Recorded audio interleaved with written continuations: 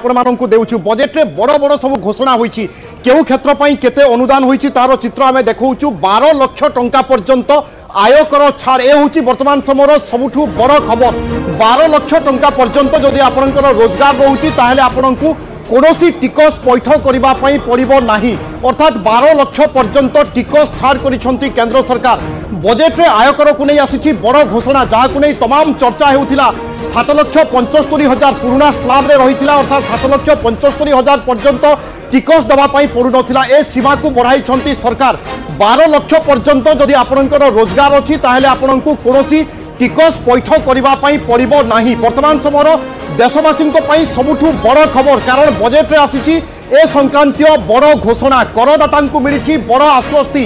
12 लाख टंका पर्यंत जदि आपनकर आय अछि ताहेले आपनकु कोनोसी टिकस पैठ करिबा पई पड़िबो नाही पूर्वरु ए संक्रांत रे तमाम चर्चा हेउथिला समस्तक नजर रे रहिथिला आयकर स्लाब रे सरकार कोन परिवर्तन करिवे एवं एहारी भितरे